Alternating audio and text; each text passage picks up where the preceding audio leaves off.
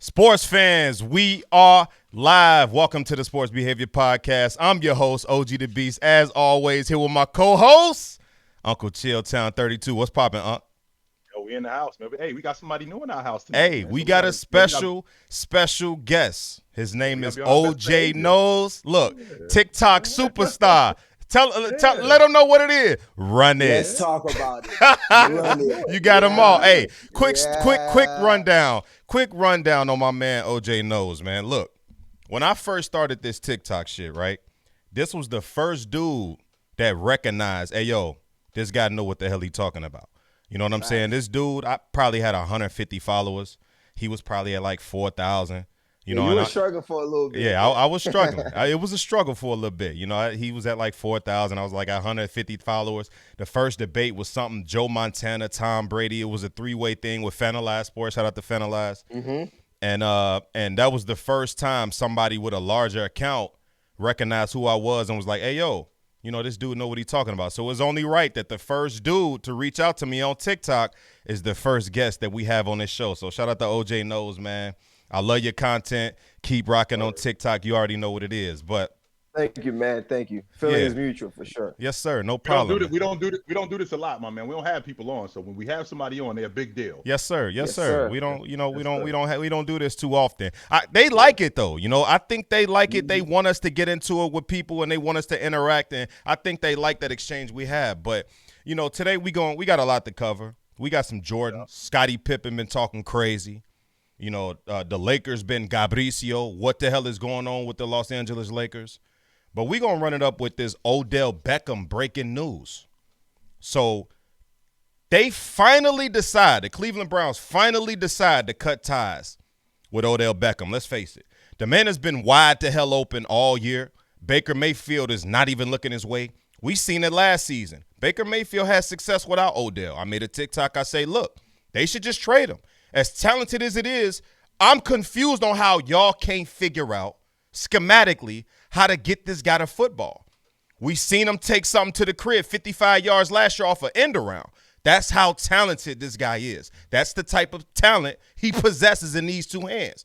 But Kevin Stefanski, Baker Mayfield couldn't draw something up in the dirt to figure out ways to get this immensely talented cat to football. So that resulted in not only the Browns taking unnecessary losses, because like I stated, the Browns are who the hell we thought they were.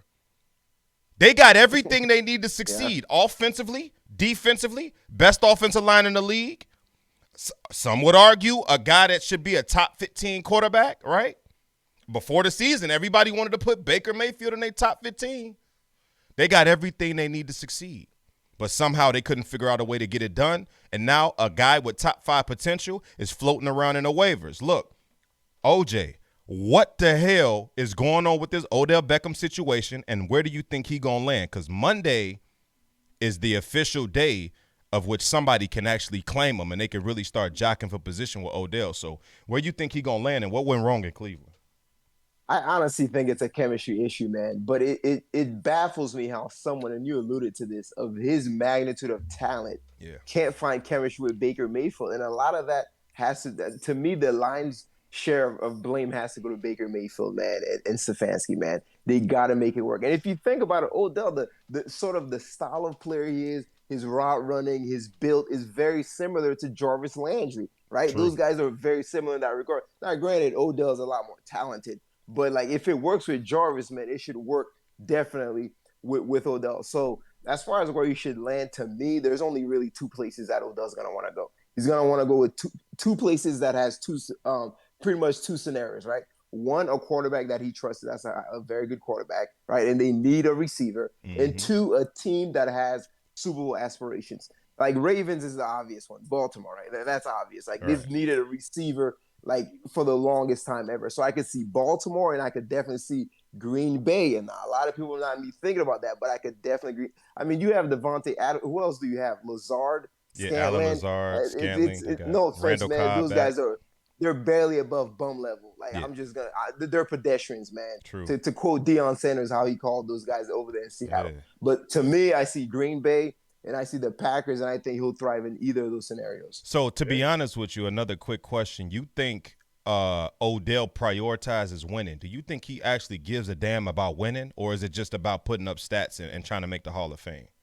I actually used to, man. I think in the beginning it was all about flashiness, Hall of Fame, and all Right. that. But now I think he's matured, man. A lot of people, the excuse they want to give to Odell, because those that are trying to blame Odell is, oh, well, if you get Odell, the circus is gonna come in town. No, I think he's improved a lot. He's matured a lot, and I think, and only Odell knows this, but I'm gonna give him the benefit of the doubt. I honestly think he wants to win. Copy that. What you think, Well, before he left the Giants, he was on pace. He had more yards at that point than Jerry Rice and any other wide receiver in NFL history. So it sounded good initially with him going to Cleveland, young quarterback. They're on the rise. Only something just wasn't working there. But it was working with Landry. Mm-hmm. So I couldn't figure out what exactly the problem was. Odell is a deep threat. He's a good route runner, absolutely that. But it was just something going on there. Not to mention that team, the chemistry and how everything was put together, having one of the best offenses in the league, having one of the best pass rushers in the league. You would have thought that this thing with adding Odell would be perfect for what they were doing. Right. And only except it wasn't, man. So now moving forward, well, we already know that he doesn't want to go to a similar situation. He doesn't want to go anywhere where they're losing just to get the football. He wants to go somewhere where he's going to be an integral part of that offense. Well, I'm looking at what they're doing in Kansas City, and I'm looking at, in terms of their talent, after Kelsey and after Cheetah, who else do they have? Right. I mean, the rest of those dudes haven't been doing much, and in fact, at all. That's a good point, because I expected Yeah. Mecole Hardman to step up this year as a number 2 to solidify that spot, especially after reporters was going out on a limb and they was basically calling out Kansas City and their wide receiver corps saying, look, they need some help. They need a number 2. And Mecole Hardman responded back like, oh, they don't believe you till you show them. And then you come out here and you lay this dud. Now, I don't want to put it all on Mecole, because I'm pretty sure play calling has a lot to do with it. Also, Patrick Mahomes has to look his way. So it may be a trust issue with that. But go ahead. What were you saying? Like I was saying, so Kansas City, and I would love him in Green Bay. Aaron Rodgers would love him. Absolutely. I think he'd be great for the Green Bay Packers for what they're doing and be a number 2. And he wouldn't be that guy who demanded the football. In fact, it'd be more Aaron Rodgers looking at him going, I'm coming to you, as opposed to him absolutely saying that he needs the football. And he'd be an integral part of what they're doing. He might even push them to the top of the NFC. You might. Yeah, I'm not against that at all. I'm not against the Odell to Green Bay, but I'm going to tell you like this. I made a TikTok about it earlier. Also, me and my boy Mike Beasley was talking about it. And both of us agreed that I think the best fit for Odell Beckham might be Buffalo. Big arm quarterback. Yep. They got an ex-receiver in Stephon Diggs who can get open whenever the hell he feel like it. Yep. And they got a slot receiver in Cole Beasley who can get open whenever the hell he feel like it, but he's inconsistent with health, right? Then you add an Odell Beckham to that, who's not only could take the top off the defense, but he's also a sensational route runner. So it's like, who to guard in that situation if you got to go against these guys? They don't have a running game, so all they do is pass. Zach Moss is coming along. Devin Singletary ain't who I thought he was going to be. So I wouldn't be surprised if Josh Allen led this team in rushing again. So it's like you add an Odell to a pass-heavy offense in that system. Cold weather. Who's to say Odell couldn't do some special things? I'm telling you. And I think they number 8 on the waiver, to be honest with you. I think they high on that waiver. So I'm telling you, look out for Buffalo as a potential candidate to literally scoop up out of nowhere and grab this man Odell Beckham. But let's move on to a little bit of basketball. The Los Angeles Lakers was pretty consensusly figured as a team that would go deep into the playoffs and have all this regular season success. They got 4 Hall of Famers on the roster. You look behind, you see the Kobe behind them, the mural. We see Kobe being a top 10 player of all time. Let me throw that in there for a little spice, because I like spicy. It shouldn't be spicy, but to some people on this panel, it's spicy to say that. Call it out. Say what's on your mind, fam. Uncle Chilltown, Jermaine. Okay. Yeah. I like spicy. No, I do not have Kobe Bryant as a top 10 player of all time. Yeah, that's crazy. But Yeah, but we should say that we should get into that, but we not though. But the LA Lakers 2 times in 7 days faced a team that most would probably have said coming in is the worst damn team in the league in Oklahoma City Thunder. I can't think of anybody that would have said another team in consideration to be the worst. Maybe Sacramento, Houston. Mm-hmm. But OKC, you ask 10 people, maybe 7 of them tell you OKC. But the Los Angeles Lakers just lost to these cats. When LeBron thinks he could take a night off, they lose to these cats. First game they lost to him, blew a 26-point lead.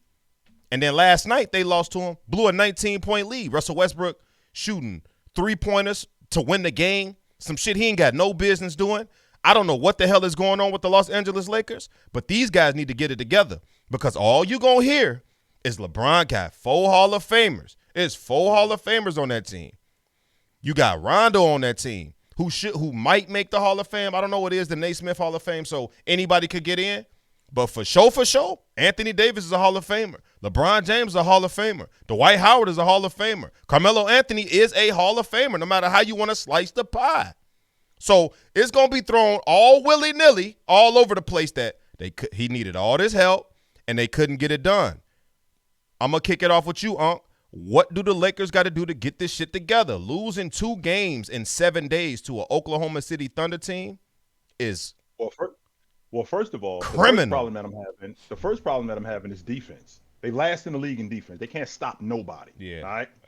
That's That's primarily because all the offense that they have, they feel like, we could just get it going, which is ironic considering Anthony Davis is an elite defender. Dwight Howard is an elite defender and rim protector. DeAndre Jordan is an elite rim protector and defender. But the problem that we having is we got 7 new guys on this unit. So it's going to take some time for this thing to come together. We can't just throw these guys out here and just because it looks good on paper, just expect it to work. And I think the biggest problem is James being out of the lineup. With James being out of the lineup, that means Russ can go back to being Russ. And I don't know if that's a good thing, because we got to get Russ acclimated to playing with James, acclimated to playing with Anthony Davis. Because when we get into the later part of the season, I still have the Lakers at the top of the Western Conference when the season is over. So when we get into the later part of the season, there's got to be a groove that's set with this group. Yeah. But when James is out of the lineup and he ain't playing that much, that means that Russ can go back to being Russ and just playing at one speed as opposed to him getting integrated into this unit. And that's not a good thing. Yeah, I don't think so. What about you, OJ? I mean, well, when you look at a Houston game, right?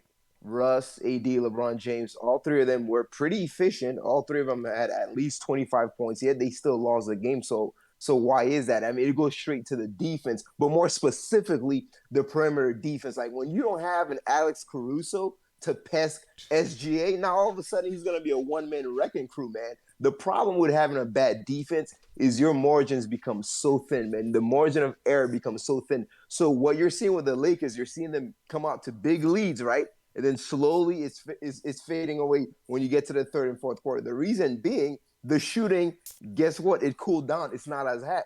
The minute you start cooling down as far as the shooting, they're going to keep right back into that game, man. It starts with defense, specifically perimeter. I mean, one of these guys is going to have to step up, man. I don't know if it's going to be Nunn or Westbrook. I don't know who, but someone on that Lakers perimeter is going to have to step up and be that guy that guards an SGA or that guards a Dame Lillard or that guards that premier perimeter scoring threat moving forward. Yeah, I agree. On top of that, like he was just saying, when you get, I'm not going to shoot 80% for the game. We might come out shooting 65% for the game. We're not going to do that for the entire game. So when we get into the meat and potatoes of the game, we got to put stops together.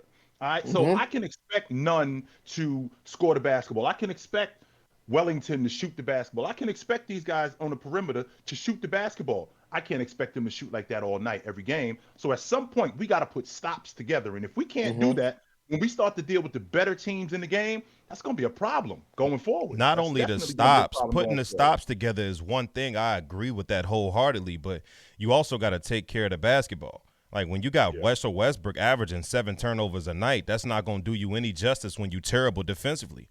So I think if those guys are going to be terrible defensively, they got to take a Houston approach, what Houston did with Westbrook. They got to clear the paint, right? Allow him to be himself by attacking the basket. You may give up something that you don't want to give up, but you got to shake the dice and roll them at some point and hope for a 7 or 11. Houston did it. It worked, but it didn't work. But Russell Westbrook was able to the offense looked more fluent when they traded Clint Capella. I think it was a mistake to do so. But for the moment, thinking outside of the box, it worked, but it didn't work. I think another thing that's aggravating the hell out of me, Frank Vogel, the lineups that he's deciding to put out here. I don't know if he's still trying to figure out how these guys mesh together, but the lineups that he's deciding to put out here night in and night out, he doesn't know how to stagger Russ with AD. He don't know how to figure out a way to integrate Russ into the game with the second unit. He's bringing in Rondo. 1 minute you play Rondo. The next minute he's missing 2 games. Then you bring him out here and he garbage when he play. I just think, I know they probably messing around with it to try to figure it out, but Frank Vogel has to put his nuts on the concrete and roll and show everybody that you can coach this game. Or can you coach this game? Because when you got hired – I don't know about that, Beast, because he can. He obviously can. He took the Indiana Pacers to the Eastern Conference Championship. He know the game, all right? He took this Laker team to the NBA I can't tell. It wasn't just LeBron. So I can't tell. No. And he got 7 new guys on the group. It's not like he got the same group from last year. He just added Russ. We have to give him 7 new guys. Yeah, we got to give him 7 new guys now. Well, he going to have to show me. He going to have to show me, because when I see Rondo out here with DeAndre Jordan and Russ, how the hell you got all 3 of them on the court at the same time? At the same time. What you expecting to happen? Oh, we terrible defensively. You have to, right? For shits and giggles, let's go back to Houston. Houston was one of the slowest paced teams before Russell Westbrook got there last year. By the end of the season, Houston was the number 1 team in fast break points. Why? Simply because of the addition of Russell Westbrook. That's what he brings. That's his best ability. Grabbing a rebound, going, creating a fast break, right? So if you take that away from Russ, he already ain't got much. If you take what he does best away from him, this is what you're going to get. You forcing him to play in the half-court set, which he's not good in because he can't shoot the ball. So you're taking his best element, his best quality, his best attribute away from him, and that's his ability to start the break and finish at the rim. So the Lakers, not only, if I know that, they should know that. So they not only need to fix it defensively, and if you can't do that, the least you better do is score a shit ton of points. You better be coming out here scoring 130 on some D'Antoni shit if you ain't going to play no defense. And half of that is going to come off of fast break points from Russell Westbrook. I think that's what they're trying to do, though. In fact, that's why they're not that good defensively. I think that because they got the amount of guys that they have offensively, that they're trying to run the score up, and they're trying to score as many points as they possibly can. Only except at some point, we got to shore the defense up. Now, I can appreciate, you got to let Russ be Russ. All right, I can appreciate that. But you can let Russ be Russ to an extent. Russ is one of those guys where you can let Russ out the house, but you can't let him too far away from the yard. Facts. He needs a leash for sure. Yeah, absolutely. And particularly with this group, right? He's not with the group where he got a bunch of young guys or he's got a bunch of guys who are in the middle of their careers. We're here for one reason and one reason only. Facts. We brought Russ in here to win it. Yeah, and that's it. You didn't bring Russ in here so Russ can try to get triple-double. No. We're trying to win it. So we're trying to get Russ more integrated into what we're doing. And it's going to take some time, Beast. I think that we can just give it a little bit more time than what it already is. Speaking of somebody, go ahead, OJ. No, the last thing I was going to say, man, I do want to point out the bright spot in Carmelo Anthony. He's been a major surprise to me on the Lakers squad. And at the end of the day, man, I think the West is wide open. So we'll see. Yeah, me too. That was Carmelo was my 6th man of the year coming into the season. So let's see, it's between him and who balling out right now coming off the bench? Jordan Clarkson. Tyler Hero. Yeah, so it's still a toss-up, but hopefully my pick comes into fruition. I ain't gonna jinx nothing, but we'll see what happens. I love to see Melo get 6th man of the year on top of his accolades and what he got right now. But speaking of integrating people into systems, back in 1987, the Chicago Bulls had to integrate somebody into a system. Somebody that I would have to say to me nowadays is a bit overhyped. His name is Scottie Pippen. Right? This is nonsense. I think he's a bit overhyped now because LeBron James fans love to use Scottie Pippen as a scapegoat. He had Kyrie, he had D-Wade. Well, he had Scottie. Who the hell is Scottie? solid. This what I got Scotty was solid. Scotty was solid. That's what I got here. But look, Top 50 player all time. Top says who? Some light. Says who? The powers. Like Isaiah Thomas said, y'all put that man in the top 50, not me. That's y'all fault. Y'all gave him that label. Scotty ain't who y'all think he is. Scotty was good for what we did. So to get to the point of what I'm trying to illustrate here, he's been running off at the mouth lately, and it's pissing me off because this has been going on for upwards of a decade. Scotty been running his mouth, right? Scotty, since The Last Dance came out, ain't shut the hell up. Now he's saying he came out with his little book. I forget what the book is called. Something with a basketball twist to it. Off the court, some goofy shit. He came out with a little book, and he's speaking his piece on how he felt like Jordan portrayed him in The Last Dance. But over the last decade, some of the things Scottie Pippen said, Bron was the GOAT. Like, you said Bron was the GOAT, then reneged on it when you found out Zeke agreed with that. So which one is it? Is Bron the greatest of all time, or is he not? He was right. He was right the first time, but keep No, going. he wasn't. You can keep going. Then the man say he was being held back by Jordan because if the situation wasn't the way that it was, he felt like he could have showcased his talent more. As if Scotty didn't have an opportunity to do so during his career. Like, that's what I don't understand, Scotty. You act like we didn't watch this shit. You act like we didn't see you go to Portland. We give me some time, fellas. We act like we didn't see you average 16, 6, and 5 for your career. Solid. It's a decent number 2. It's not 25 like what Shaq had with Kobe. It's not 23 like what LeBron got with Kyrie. I mean, it's not what D-Wade did. It's not what Kevin Love was doing.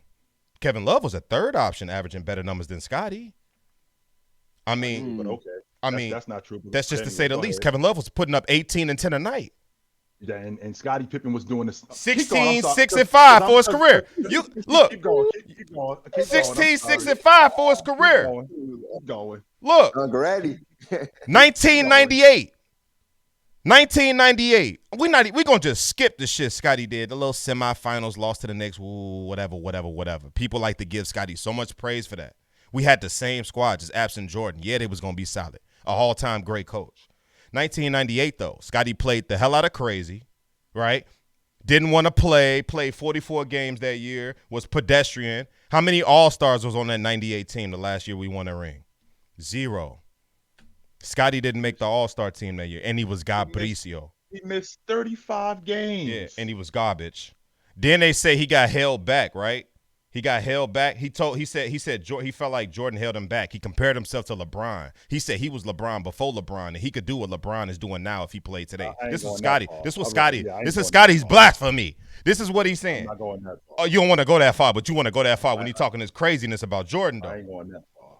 Said Jordan only made The Last Dance to show the kids of today that he's the GOAT and not LeBron. This is what he said, the type of person that Jordan is. But Jordan be letting him slide. Said he had a phone call conversation with Scotty and wanted to address the situations that he had with him. Barkley said Jordan was the worst owner in the league, and Jordan ain't talked to him since. If I was Michael Jordan, I would go to Scotty's crib, take every single one of them rings, and slap the shit out of him. Real talk. How are you running your mouth like this to a man that is the sole reason why you are a top 50 player of all time? Why you are consistently. All right. That's enough. Okay. I've heard enough, OJ. I've heard enough. Okay. This is what I want you to imagine, my man. I want you to imagine that you are awesome at your job. You're not good at your job. You are incredible at your job. But it just so happens that you work next to somebody who just so happens to be arguably the best in the history at that job. It's not arguable. So people are now looking at you like, yeah, you ain't really that nice. You kind of all right. When in reality, you are incredible, okay? That team was built around Michael Jordan. So with that being said, a guy in Scottie Pippen, who at one point, and he and I had this argument, Scottie Pippen not only was he a top 5 player in the NBA, he was a top 5 player in the NBA playing with another top 5 player in the NBA. Lies. It's only one. He was a top 5 player? No. In the 1995-96 season. In the 1995-96 season, he was a top 5 player playing with another top 5 player. That's first of all.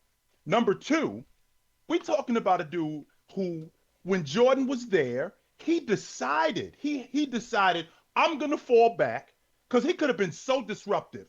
Scotty was looking at this situation like, I'm way better. He could have been Kobe. And when I say Kobe, I don't mean he could have been the player Kobe was, but he could have been disruptive like that to go and say, look, I'm better than being a number 2. And he could have caused so many problems with that Chicago Bulls team, only except he said, Mike, I'm going to play the background. I'm going to do everything that you don't do. And he flourished in that role. But to be disrespectful, and I hate to use the word disrespectful, but to talk about this dude like he is. So let me make sure we clear, OJ. In the 1993-94 season, when they won 55 games and Scottie Pippen went 23-8, do you know that Scottie Pippen is the only player in the history of the NBA to lead or be second on his team in every major category, points, rebounds, assists, blocks, and steals, and be on a team that won 55 games or more and not win the league MVP? He's the only guy in NBA history to do that. Not to mention, we're talking about a dude who in the 1995-96 season, who made all NBA, first team for the 3rd straight year, and was first team all defense for the 3rd straight year, not considered a top 5 player by this dude right here that I'm with every Tuesday and Friday, folks. Every Tuesday and Friday, come check us out. Shameless plug. I like that. Come check us out. So I have a question for you, Unc. I have a question. Listening. Is the problem that someone like myself and OG and the rest of the world are not giving Scotty enough credit, or is the problem that Jordan is not giving him enough credit? That's where I was going the next, OJ. Okay. That's the problem right there. The problem is not only am I running alongside this dude who's the best in the world in the history of the game, everybody is saying I was kind of all right, and I got to listen to that everywhere I go. Every day. When in reality, the dude that I was running with, a lot of the reason why he was so awesome was because of me. But a lot of the reason why I was awesome was because of him too. All the reasons. Ain't no lot of the reasons. All of them. It wasn't just him, but it wasn't just me too. In the words of my man G Money, we built this. You didn't build this by yourself. We built this together. That's a fact. To talk about me, like I was just another cog in the system. That's nuts to me, man. So a lot of people, a lot of people like to say Jordan never won without Scotty, as if Scotty won without Jordan. Like, what are we doing? We giving them a pat on the ass for getting to the Western Conference Finals and getting swept by Shaq and Kobe? That's what we doing? Okay, it was Game 7. Let's make sure we get your facts straight. It was Game 7. And the Trailblazers spit it out. They should have beat the Lakers. No, they but got that's another story. no, sorry, okay. no. You're talking about they got swept by LA.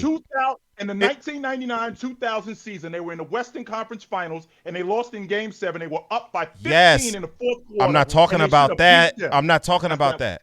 They played LA in 2000, 2001. I'm finna look it up right now. In the first round, they played them. That was the only time they played them in the West Finals was the 99-2000. Okay, so that was the first round they got swept. Yes, sir. Okay. Then that's when I got mixed up. So we patting them on the ass. The Game 7 you talking about was the alley-oop to Shaq from Kobe.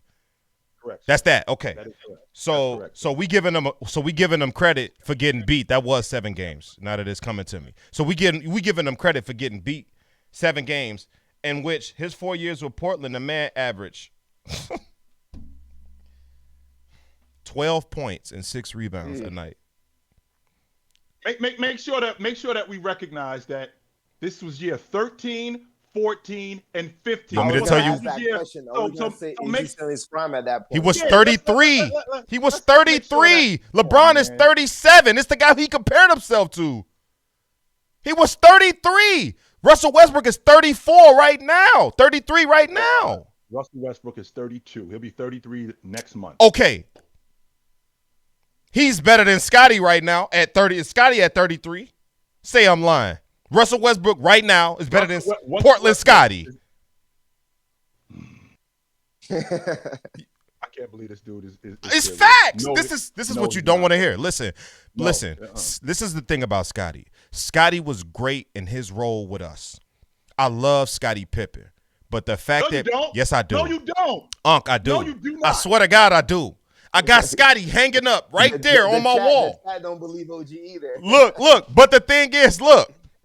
What aggravates me is the fact that people like to make Scotty to be something more than what he really was. Scotty was an assistant. Scotty was no Kyrie. Scotty was no D-Wade. Let's not try to assume that Scotty was no Shaq, like the role that he played as well. I think so. I do agree with you, OG, on that in that regard. Oftentimes, people want to draw a parallel with Scotty as if the role that he played was similar to the role that Kobe played to Shaq's alpha.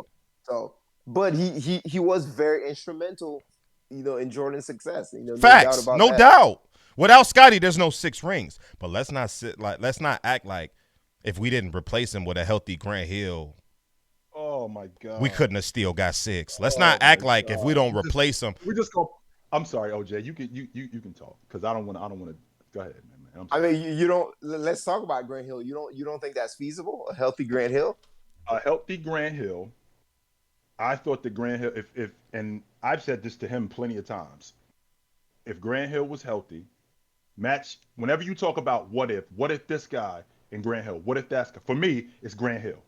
Mm-hmm. No matter who it is, I don't care. With the exception of Len Bias, whoever you say to me, what if this guy and Grant Hill, I don't care who the other guy is, it's Grant Hill to me. Facts, no ball rat, replace Scotty with Penny. However,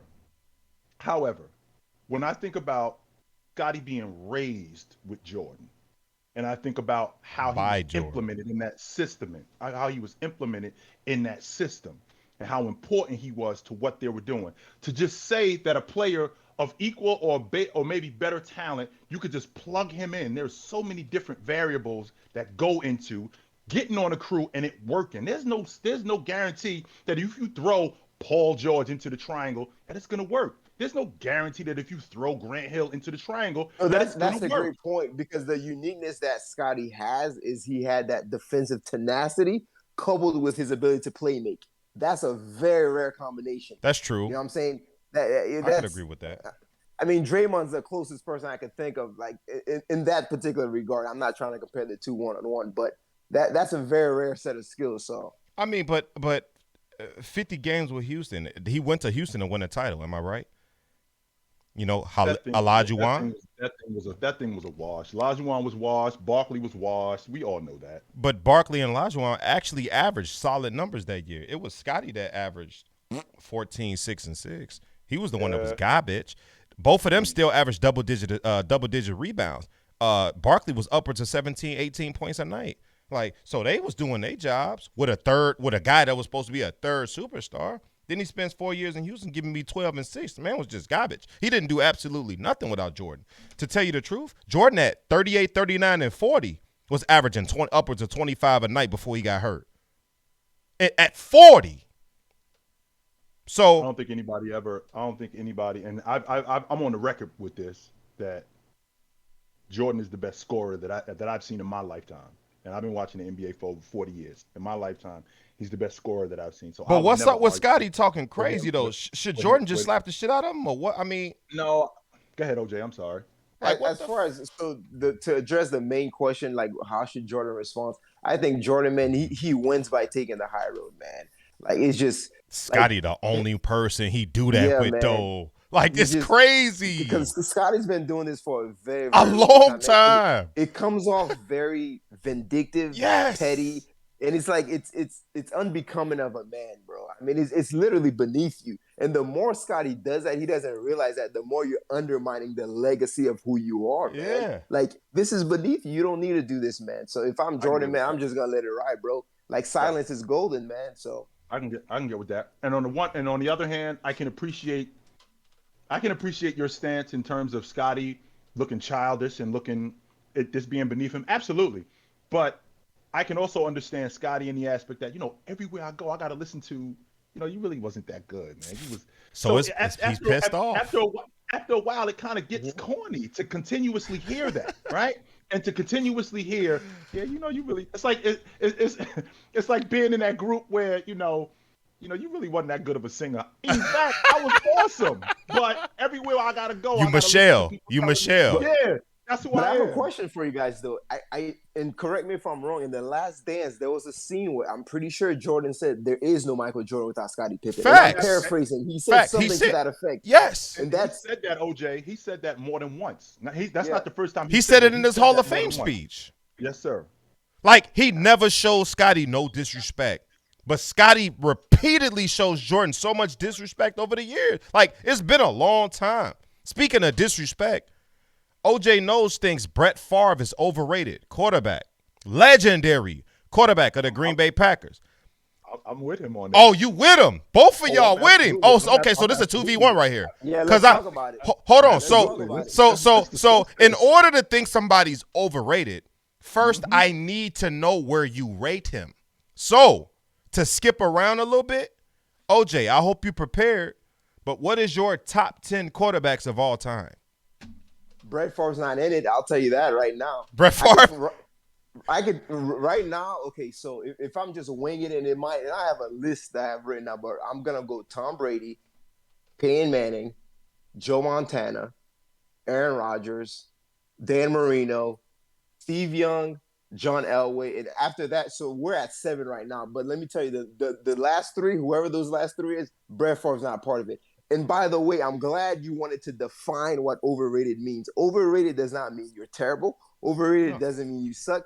It just means you're not as good as you're hyped up to me. And he's not in my top. A lot of people have him. That's why I wanted to know where you had him rated. He's definitely not top 10. Not He's good in as the advertised. 12, That's what that 13 means. range. Yeah, I mean, He's in the 12, 13 range.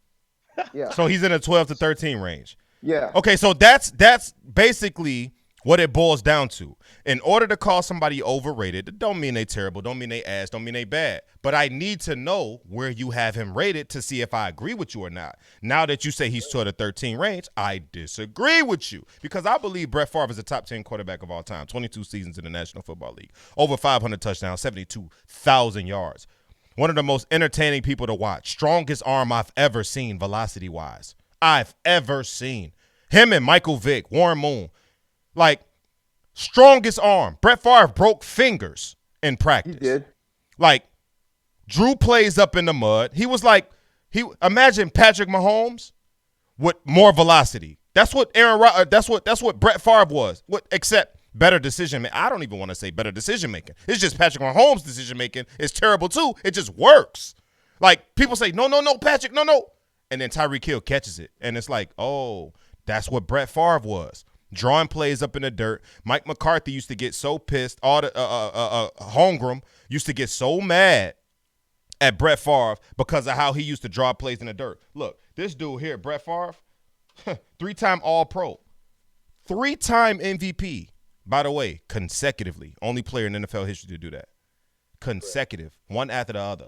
My top 10 all time is Brady, Montana, Manning, Breeze, Rodgers, Marino, Brett Favre, Warren Moon, John Elway, Ben Roethlisberger. That's my top 10 all time. So I have him at 1, 2, 3, 4, 5, 6, 7. I have Favre at 7. So if anybody has him in the top 10, in the top 5, then I would agree with the overrated statement. But Brett Favre has accomplished way too much. He's an NFL champion. He's taken the team to the championship. Granted, he had a top 10 defense, but Brett Favre is a hell of a player. He's accomplished way too much interceptions as well. We could get into that later. He's the all-time leader in interceptions too. Oh, don't stop there. Please don't stop there. Talk to me. He's the all-time leader in interceptions. But to tell me that this in 20 years, 22. 22 years. In 22 years, he's thrown double-digit interception in every year except for 4 seasons. I'm pretty sure those 3 years you probably won MVP All-Pro. Go ahead. Absolutely, OJ. And I don't want to interrupt your point, so keep going. Keep and going. And I'll even say this, man. You know what? Okay. Let's. I'm gonna take the gloves off. Let's take the gloves off. Take them off. Is the greatest gunslinger in the history of the NFL. Facts. That's what he is, bro. He's a glorified gunslinger. Brett Favre, his postseason record is 13 wins and 11 losses. And of those 24 games, 30 interceptions. Super Bowl 32, guess what? He fumbles the bag, bro. Like, quite literally, throws an interception in a crucial time of the game, and he loses that Super Bowl. There are so many games that Brett Favre lost. He lost so many games, right? The dude was not a great decision maker, man. He did one thing very well, which is his arm strength. And if we're talking about arm strength, you keep saying he has the strongest arm. I'll give you that. But does he have the best arm talent? No, he does not.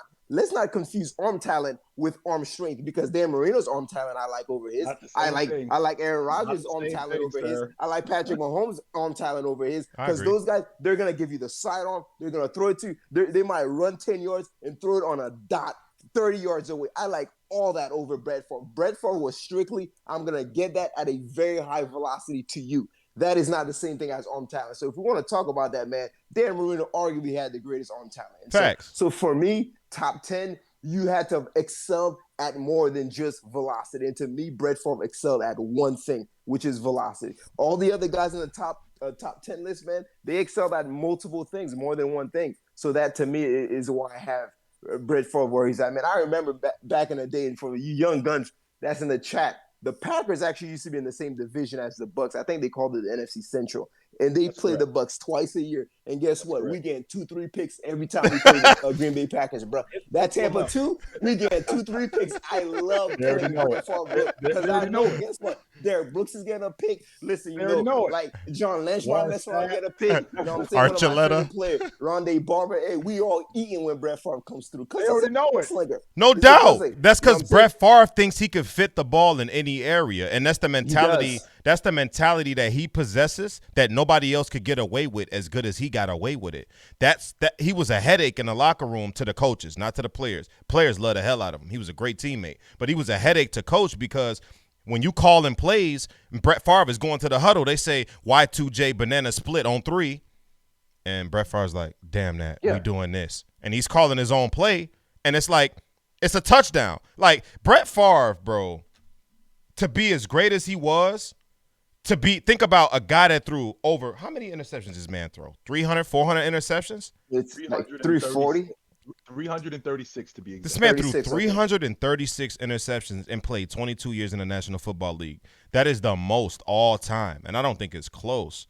But he also retired with the most touchdowns all time. He completed 62% of his passes. He's a 3-time MVP, 11-time Pro Bowler, or 13-time Pro Bowler, 3-time All-Pro. You cannot deny what resume he put together. Let me ask you a question. 22 years, 3 All-Pro. That's a little. That's because he threw a lot of picks, but that's what keeps him out of the top 5. But to tell me that this man has 500 touchdowns and 72,000 yards and he's not a top 10 quarterback is blasphemy, because that's more than just time played. All right, that's time played at an elite level. I'm gonna ask you one question. Can you name me one thing that Brett Favre did at an exceptional level besides his throwing, as far as his velocity and arm strength? One thing he did at an exceptional level, he led his team to a Super Bowl. Brad Johnson led his team to the Super Bowl. No, he didn't. That defense led this team to the Super Bowl. So not only did that defense, OJ, don't sit there like he don't have the best pass rusher in the history of pro football on the other side of the football with him. Oh, you talking about? Don't make it sound like. Oh, you talking about Reggie White? Or you talking about OJ's Bucks? Please, can you not forget? Please, I'm gonna say it one more time. The minister. Don't sit there like Brett Favre. Oh, okay, Brett Favre. With Reggie the White, best pass rusher in the history of pro football. It's arguable because I think LT has something to say with that. Let's say about that, and I also think Aaron Donald has something to say about that. Aaron Donald to me is a top 5 defensive player of all time right now. And with all of that being said, Reggie White was your problem. Yeah, he was. No doubt. What is your job? What is your job as the quarterback? To manage the game, win games, which is what Brett Favre does majority of the time. He got traded for a 2nd-round pick. And the most important job you have as the primary ball handler is to take care of the football. Man, damn That's your job. Brett Favre. This man has 5, count them, 1, 2, 3, 4, 5, 20 interception seasons. That's more than Tom Brady. That's more than Drew Brees. That's more than Dan Marino. That's more than Troy Aikman. That's more than Steve Young. That's more than Warren Moon. That's more than John Elway. I can keep going. Yes, he threw a lot of picks. Yes, we get that. I can absolutely keep going. I'm not finished. Brett Favre OJ made my point. Brett Favre, they're in the bowl game against Denver. Brett Favre turns the Super Bowl football over. 32. He turns the football over. That was the difference. Fast forward to 2010. They're playing against the New Orleans Saints in the Dome in the NFC Championship game. How did they lose that game? His last throw. Brett Favre throws an interception to lose the game. Game's over. New Orleans is going to the bowl game. Because why? Mr. Brett Favre. He was a turnover machine. By the way, that was one of the greatest. That was one of the greatest calls. He has, but that was one of the greatest calls. That interception. If you go back and watch Brett throw that pick and listen to how the announcer reacts to that interception, that was some of the funniest shit I ever seen in NFL history, right there. Now we can probably now you can make a case. You can make a case for Brett Favre being a top 10 quarterback. I don't have him in my top 5. He's not a top 5 quarterback to me. But you can make a case for him being a top 10 quarterback. And to add to that, when I think about overrated, I think about not being good as advertised. And ultimately, I don't think Brett Favre was as good as advertised. Yeah, I don't. Yeah, and that summarizes my point very well, right? And because a lot of this, from what I've seen online, what I hear people say, I see a lot of top 5s and stuff like that. It just the legend and aura of who Brett Favre is. I don't think his career fit that bill necessarily. But I mean if he were to be 10 instead of, because I have him 12, 13, if he were to be 10 instead of 12, that's not egregious. You know what I'm saying? I mean, I want to know. That's why I say I want to know who your last 3 are, because I think he's better than John Elway, to be honest with you. If you look at the back end, if you look at the back end of John Elway's career, he was throwing like 15 touchdowns. I think he had more interceptions than touchdowns like his last 3 seasons. Like, John Elway was not all that statistically. Do you have him above Big Ben? No, well? I have Big Ben at 10. I got Big Ben at 10. I got Elway at 9. I got Warren Moon at 8. And I got Brett Favre at 7, Marino at 6, Rodgers at 5, Breeze, Manning, Montana, Brady at 1. So, I mean, I can't sit here and say, now, Big Ben has an argument, but he don't have he's top 10 in every statistical category, Big Ben. That's why he's in my top 10. 2-time NBA, NFL champion, 2-time Super Bowl champion, 2-time, I think he's got 1 MVP, and Santonio Holmes got the other one. So, to be honest with you, man, I'm looking at my list right now. Elway 7, Breeze 8, 9, Moon. So, and I'm you got Breeze that low? Yeah, I have Breeze that low. Ooh. Yeah. I got Breeze in the top 5. I do too. No, he's not. To me, Breeze was a stat compiler. He should have won a lot more with the talent he has, man. And his talent? He has a Marquise Colston, Mary. Marquise Colston was a dog for a while. Come on, bro. Let's not act like Colston wasn't a dog for a So we going okay. I remember having a conversation about Lamar Jimmy Jackson. Graham. Hold on. I remember having a conversation about Lamar Jackson. We're getting a little bit off topic, but this is a topic we need to discuss. I remember having a conversation about Lamar Jackson and how he's the only quarterback in the league that doesn't have his guy. Who the hell is his guy? Everybody has their guy. Patrick Mahomes has Tyreek Hill. Aaron Rodgers has Tay Adams. Everybody got their guy. Drew Brees falls into that category. He's had guys, but he's never had his guy. Brady's had Gronk for 10 years. Peyton Manning had Marvin Harrison for a decade. Reggie Wayne after that. You know, everybody's had Joe Montana had Jerry Rice. Everybody's had their guy. Elway had Sharp. Brett Favre had Sharp also. Brett Favre had the other Sharp. Mm-hmm. Donald Driver, yeah. Brett Favre has some talent. Drew Brees never had. Right, Marcus Colston was good for 2 years. They kept coming in and out, bro. A lot of the weapons. I mean, Michael Thomas is not chopped liver either. Let me tell you something about Drew Brees. Michael Thomas was solid. He had him for 3 years? He had Michael Thomas for 3 years before he got hurt. Then he had Marcus Colston, who he made. Marcus Colston was nothing before him, and he was nothing after him. You see, when he left Drew Brees, he got out of the league. What was Jimmy Graham when he left Drew Brees? Boo-boo on a stick. He was nothing with the Bears, and he was nothing with the Seahawks. Brandon Cooks? Well, okay, Brandon Cooks is a guy that you don't even like, so you mention him as to say is defense. Yeah. No, Brandon Cooks was balling. Hold on, OJ. You don't even mess with Brandon Cooks, and that's the guy you trying to make a claim for him to have talent?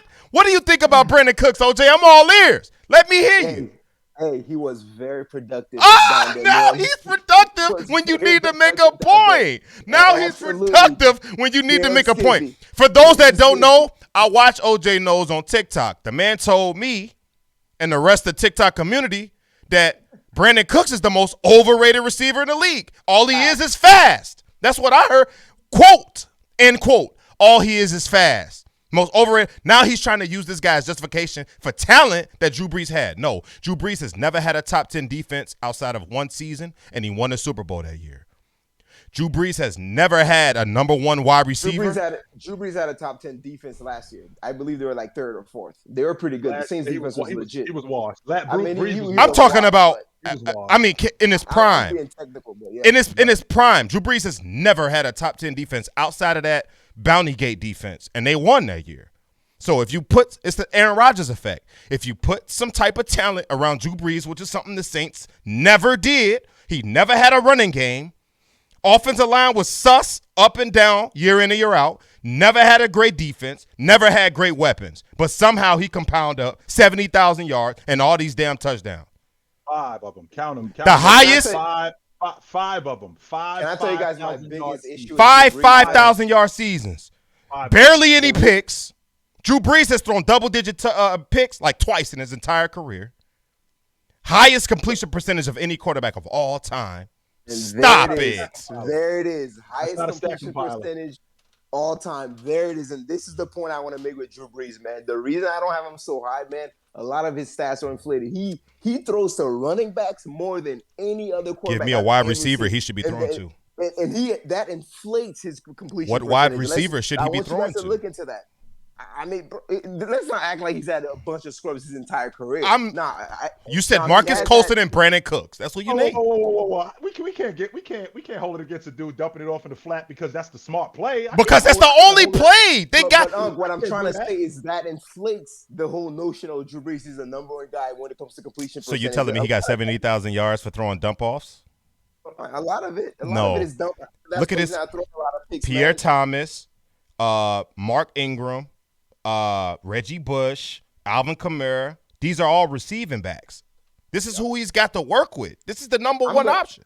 I'm gonna make a TikTok video on this, man. We can move on, but I'm gonna tag both of you guys, and I'm gonna address Drew Brees and literally the average yard of his completion, and then we'll go from there. Okay. Absolutely. All right. So we already discussed the top 10s. This episode is getting very spicy. It's getting very, very, very spicy. And OJ is on a tear with the overrated shit, right? It started with Brett Favre, overrated. I go on to this man's live. He got a little list behind him, which I might steal, by the way, because I like the way that looked. So I might have to, jack it like Burlington. You know what I'm saying? But I see the little list, and he got some shit talking about debate me in big, bold letters with a list of blasphemy that he believes. And one of the blasphemous things that was listed was that the fact that Giannis Antetokounmpo is not a top 3 player in the National Basketball Association right now. This man said Giannis Antetokounmpo is not top 3. I want to know 3 players that's better than Giannis Antetokounmpo right now. Please explain this to me. Well, the first thing whoa. Before you go any further, I also would like to know what the criteria is as well. Keep going. Yeah, sure. So the first thing I think about it, when I look at my wrist, as you guys can see on the live, you'll notice that they don't have any handcuffs because I'm not a prisoner at the moment. So we'll start there, okay? Okay. I like that intro. Let's address KD. So let's put it this way. I'm gonna give you guys my top 4, and then we'll go from there. KD, LeBron, Curry, Giannis. Whoever is 5th doesn't really matter at this point. We can say Jokic or whatever. Let's first really Curry is the Steph ain't in your top 5? Excuse me? Steph? He just said Steph at 3. Steph is 3. Okay. Yeah, Steph is 3. And Steph is going to be the main person we're going to have a lot of debate about. So let's address first KD and LeBron James. Giannis has come out, I believe, September 24th of this year, 2 months ago? And he said straight up, LeBron James is still the best player in this National Basketball Association with his own words. And up to this point, LeBron has always been the best. But I think I have KD officially leapfrogging LeBron. So because KD's leapfrogging him, like Giannis doesn't get to piggyback KD and leapfrog LeBron too. It doesn't work that way, not in my world. So for that reason, I have KD and I have LeBron. So logically speaking, I want you guys to understand how I make those decisions, right? As far as Curry being better than Giannis, it's a preference thing. I simply think he's a better basketball player. So really, it comes down to what you value. I will never sit here and argue about Giannis as it relates to his dominance. To me, he's the most dominant player I've seen since Shaquille O'Neal. So he's the most dominant player in the league. So I want to make it clear that if you guys have him as number 1 or 2, that it's not a hill I'm gonna die on. It's very close. I acknowledge it's close, but at the end of the day, and as far as back to KD real quick, when I'm watching the Nets versus the Milwaukee Bucks, who is the best player on that floor? It's undoubtedly Kevin Durant. Undoubtedly, like it's not even a question. It's not. There's no debate. It's undoubtedly. I'll use a different term. Please do that. It's close, but it's clear that it's KD. I'm not. When I'm watching, to be honest with you, OJ, I'm not mad at the first one. Undoubtedly, Kevin Durant. So for me, man, the problem with me with Giannis is at what point did he all of a sudden become number 1? If I guarantee you guys coming into the finals, Suns versus Milwaukee, I guarantee most of you guys didn't have him number 1 in the league. I guarantee you. So that tells me one thing: a lot of people, they've pivoted once he's won the ring. I don't work that way. And this is the last point I'm gonna make. The last point I'm gonna make. For me, you're gonna have to show it to me twice. It's not enough that I see it once. Like for me, Giannis, do it again. By the way, Giannis doesn't even have to make it to the finals. He just needs to be as dominant as he was last year. Put up consistent numbers. And you know what I'm gonna say? I was wrong. I humbly say, Giannis, this is your league. You're number 1. He's done it once. I have to see it more than once. That's how I am, bro. I do that with basketball. I do that with everything. Look, Patrick Mahomes is having his worst year, arguably. He's still that guy, bro. He's still number 1 to me. You know what I'm saying? But for me, those are the reasons. He leads the league in interceptions right now. But with that being said, let me run down something for you real quick. Giannis been in the league. He's in year 9 right now. Shout out to Low, legend of winning, just hopped in the chat. He said that was a dumb argument, OJ. Shout out to Low, man. Appreciate you stopping through. He's been in the league. He's been in the league for 9. This is year 9 that he's in. So over the last 8 years, he's been in the league. He's made the all-league. He's made the all-NBA team, which I take very seriously, OJ. Me and Beast talk about this all the time. I take being an all-pro and being an all-league defender very seriously because that means to me that you are the best of the best. If you do it one time, it could very well be. But if it's consistent, that means to me that you are the best of the best. So over the last 5 years, Giannis has been 27, 11, and 6. Two of the last 3 years, he's finished 1 or 2 in defensive player of the year. Not to mention, I'm the best defensive player in the game, and I'm an elite offensive player. I'm an elite offensive player. Not to mention, so when we add that, and just so you know, to add to that, elite offensive player. Okay. Absolutely. Just so you know, against Brooklyn last year, before the playoffs started, he averaged 40 a game against them for the season. But that's a different subject. Now, when we talking about, let's just say, because I'm not going off of what just happened. All right, I'm going off of what he's built. All right. So the year he won the league MVP, we're talking about a dude who was 30, 14, and 6, and he was defensive player of the year. If his name is not Giannis Antetokounmpo, how are we looking at that guy today? Who is he?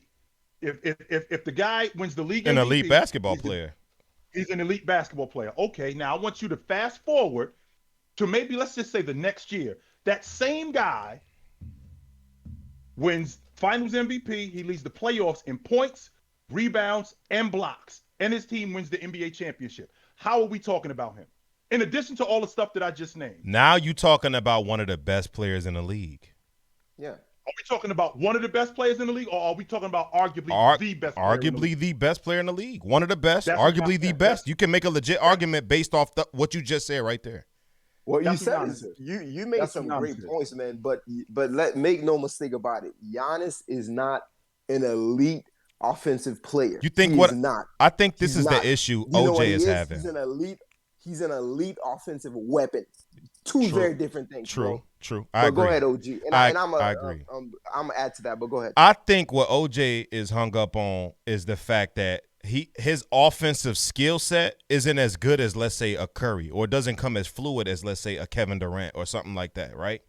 But you have to understand the defensive aspect of it. This guy is it's not just the fact that he won the NBA championship last year.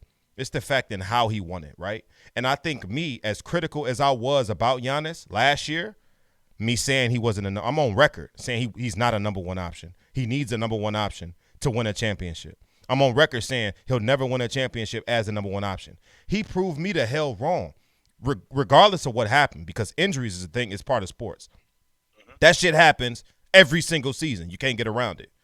The fact that he pulled it off, the way that I didn't think he would be able to pull it off, and not only pulled it off, he dominated, completely dominated and annihilated his opponent. He didn't win the championship. He snatched the championship. And along with that, I think he arguably snatched the throne of the NBA. You can't sit here and say he beat the guy that everybody's trying to put above him. So if people want to make a legit case, even though Kevin Durant, we know the situation. If people want to make a legit case that Kevin Durant or that Giannis Antetokounmpo is the best player in the league, I have no problem with that, because what he did last year, he showed me something. Like I say, not only did he prove me wrong, but he did it in convincing fashion. Completely, I haven't seen somebody dominate a finals like that since Shaq in 2000. Like, straight up. Dominated That's a fact. Like, no, that's a fact. So if this man takes that trophy, puts that ring on his finger on the first day of basketball, first home game, and he takes that trophy and he holds it up and says, I'm the best player in this damn league, I'm going to take a step back and say, look, you got it, brother. But if you ask me, I think it's Kevin Durant, simply because I think Kevin Durant was on LeBron James's ass. And ain't no way in hell he's going to leapfrog both of them guys.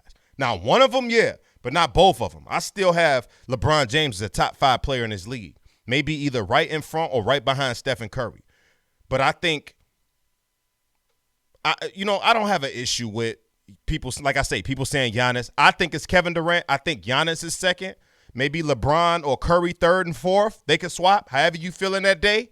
But to say that this guy, after the performance that he put on, not only in the first round, the second round, and in the NBA Finals, to say that that guy that was averaging what he was averaging, this 2-time Defensive Player of the Year, by far, outside of the last time he won it, to say that that guy, a 2-time Defensive Player of the Year, all of the above, his accolades, to say that he's not a top 3 player while in his prime, what are we saying about guys that he ain't even in his prime yet? We're talking about it. He's only 26, so let's make sure we clear on that. So a 26-year-old 2-time Defensive Player of the Year, 2-time Defensive Player of the Year, right? Or one.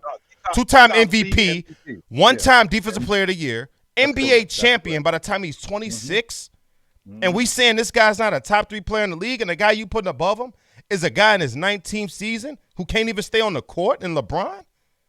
I can't fathom that. To say that he's not even top 3. I have him at 4, not because I'm taking anything away from him, but it serves as to display the reverence that I have for the guys above him, man. That's really what it comes down to. And it's hard to put those guys and to elevate those guys while not sort of undermining Giannis. And like I said, with Curry, man, that's more debatable with Curry, man. So even if we were to sneak in there to pass Curry, no, I wouldn't have a big issue with that. I just think Curry's more skilled. That's more of a offensively thing. Yeah. But you have to take into effect of Giannis's defense when you're comparing him to Curry. Curry's my favorite player. But Giannis's defense is so impeccable that it washes any other thing that Curry does outside of scoring. So it's just that element alone. Man, I don't value defense as much. But to your point, if you're looking at it as completeness, yes, yeah. Why? See, and that between the both of y'all, that right there is my issue. Why don't you value defense? You want me to tell you why? You want me to tell you why? I said as much, but I'm gonna let Beast go first. Because I already know what he getting ready to say. Because all that matters is putting the ball in the hole. Look, it's not all about scoring, but it's all about scoring. I have a question for you. Who do you have right now, assuming they're both healthy? Embiid or Jokic? Embiid.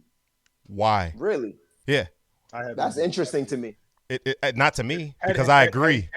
Had he not gotten hurt last year when he got hurt, he would have won MVP. He was out for 3 weeks. He would have ran away with it. They still won when he was out the lineup. But before he got hurt, he was 30-11 and 2 blocks. And Philadelphia was in first place in the Eastern Conference. And it was primarily because of him and everything he did, not just on the offensive end of the floor, but how dominant he was on the defensive end of the floor and what he was doing for them in terms of rebounding, in terms of taking care of the basketball, in terms of rim protecting.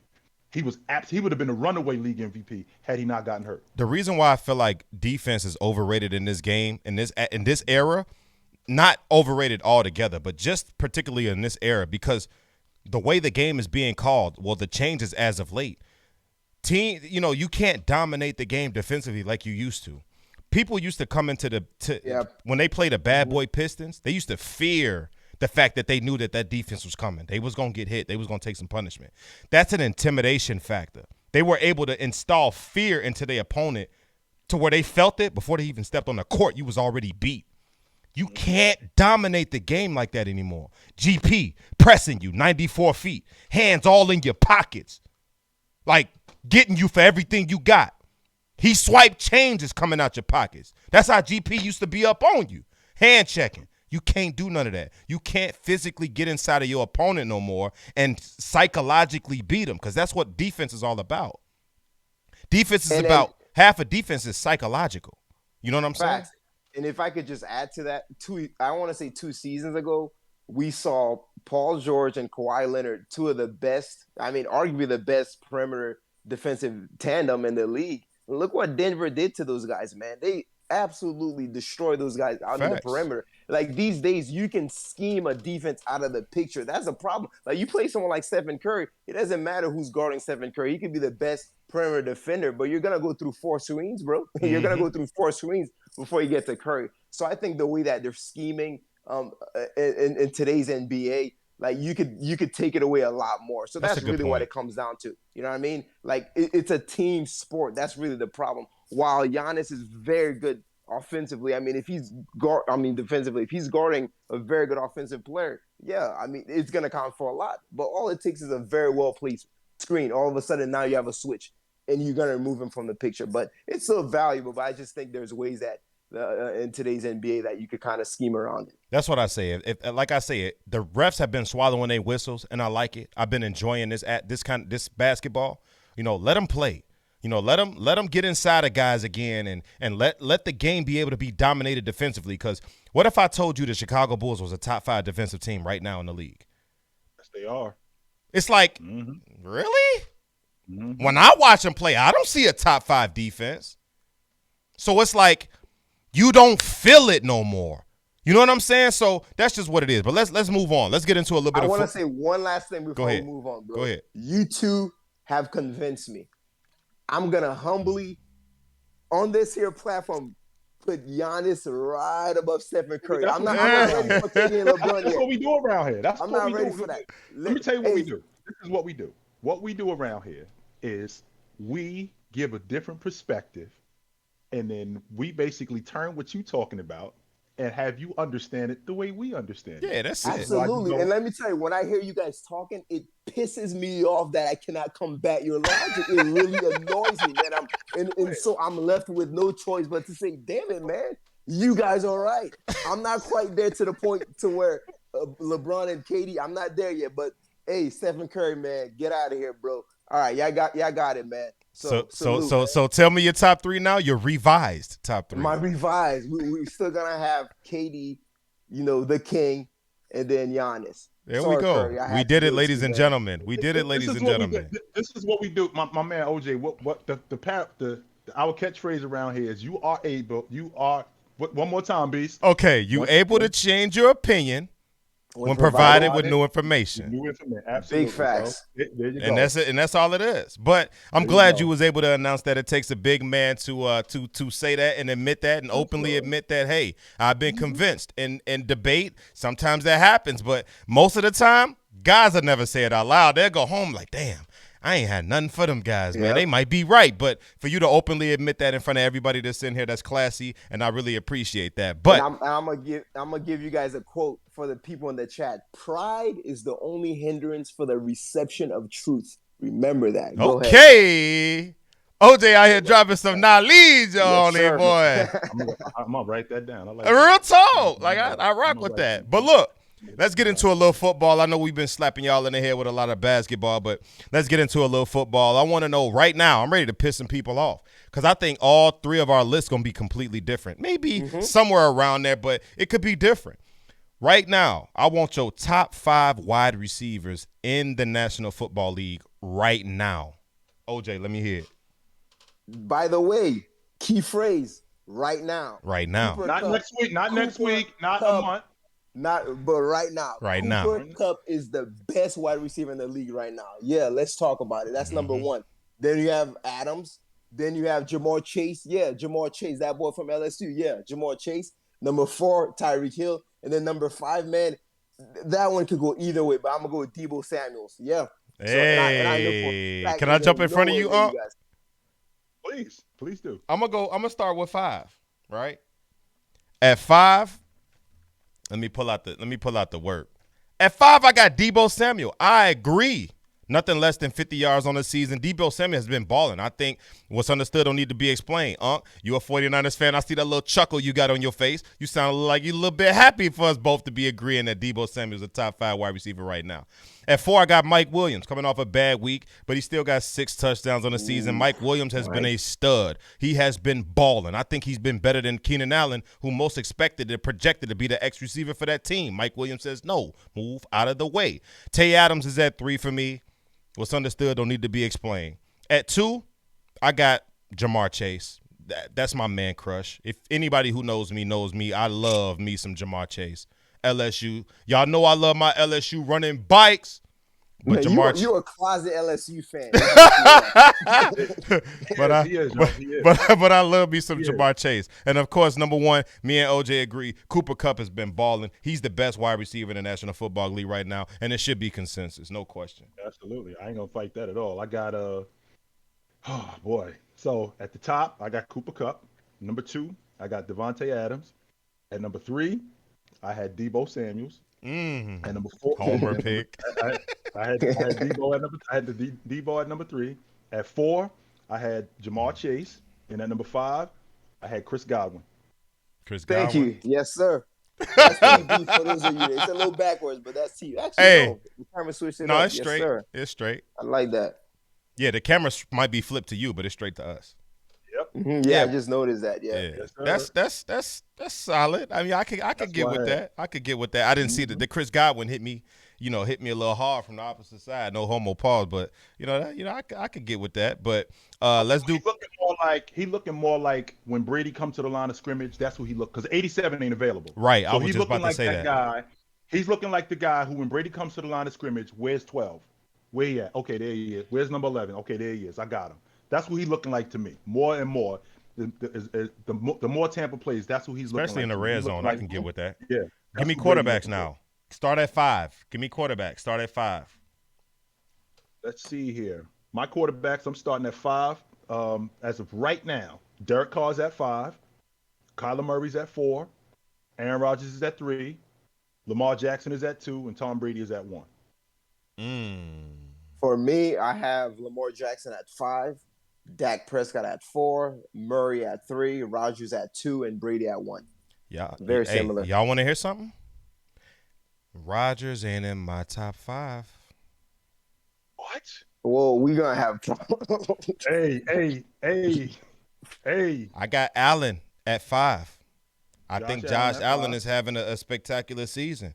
Quiet as hell because he's not getting the credit that he deserves. I got Justin Herbert at 4. The rookie's been putting on the show especially through the first 6 weeks. He's been damn near unguardable. The last 2 weeks, he's been rough the last 2 weeks. Yeah. But as of late, prior to that, he's been amazing. At 3, I got Matthew Stafford. What's understood don't have to be explained. We're going to stop disrespecting Matthew Stafford. I have been even disrespecting him. I think Matthew Stafford deserves to be a top 5 quarterback as of right now. He's the best. He's the best player offensively on arguably the best team in the National Football League, and he's making it look easy. Matt Stafford deserves to be in the top 5. 2, I got Kyler Murray. I mean, outside of even off of what we saw last week, he didn't have his best game against Green Bay, but he still did enough to win that game. They're supposed to be undefeated right now if it wasn't for A.J. Green. That back shoulder fade in the end zone wins the game if he's paying attention and listening to the play call. And at number 1, I got Tom Brady. I don't think that should even be a debate. I don't think that should even be a question. Tom Brady is slinging it week in and week out, and he's making it look easier than Matt Stafford is making it look. But I don't have Aaron Rodgers in my top 5 right now. Let's address Aaron Rodgers. I'll be honest with you, man.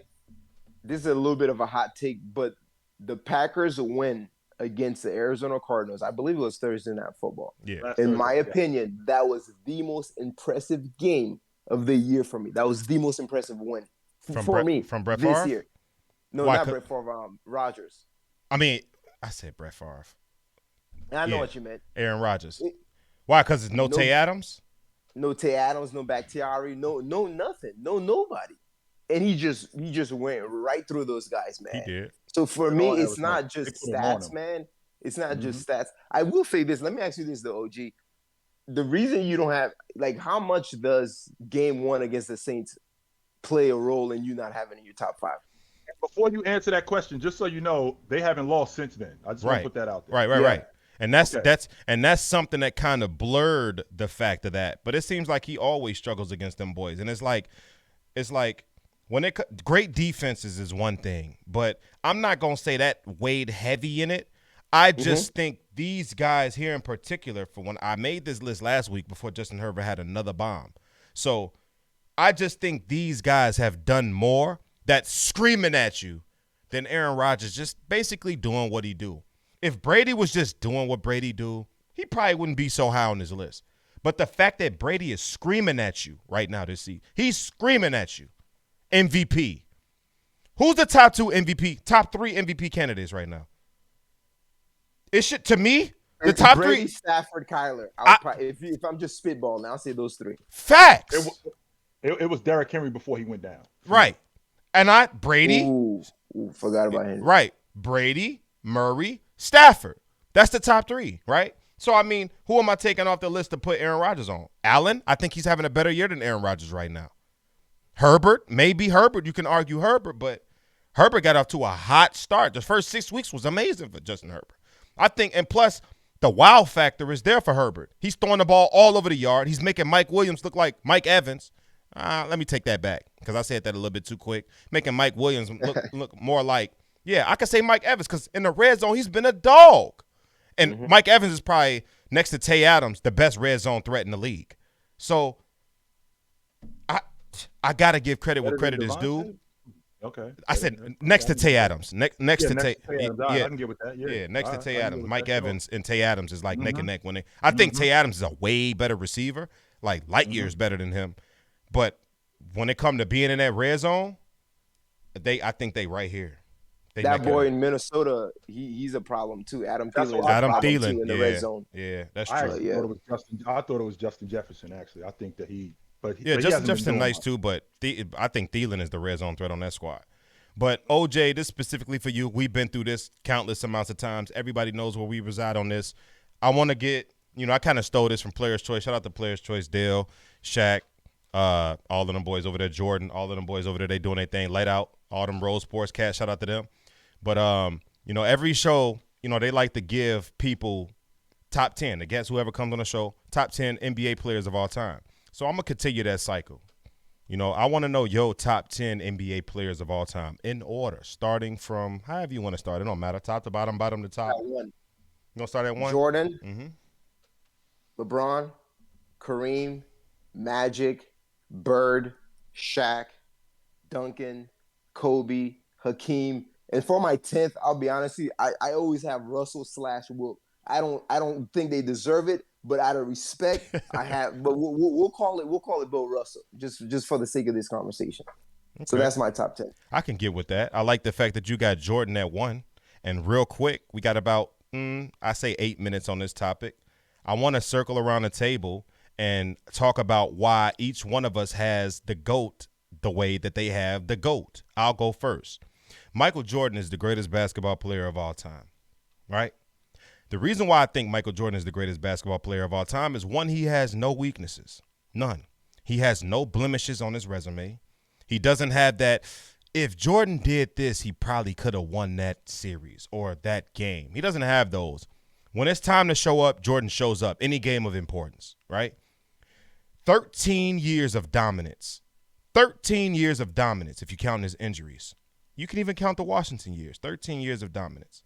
6-time NBA champion, 5-time MVP. Member of the 30,000 point club, 6,000 rebounds, 5,000 assists. All-time great numbers. Highest point average in NBA history. It is so many levels of dominance that you can point to when it pertains to Michael Jordan that it's uncomparable to any other player. LeBron is going to have to double him in years, double him in stats just to have a shot at competing to be the greatest of all time. Jordan, his prime is the greatest, not only the greatest prime of all time, but it'll never be duplicated. What he accomplished in such a short span is so impressive. That is the biggest reason to me why he's the greatest player of all time. Because that short span of greatness, of sheer dominance from 84 to 98 will never be duplicated ever again. I'll let you chop up somebody's career. I'll let you pick two guys and put their primes together. It won't be messing with Jordans outside of them 50s and 60s cats. 70s and up. Like, seriously, this is what makes this guy the GOAT, to me, in my opinion. OJ, what about you?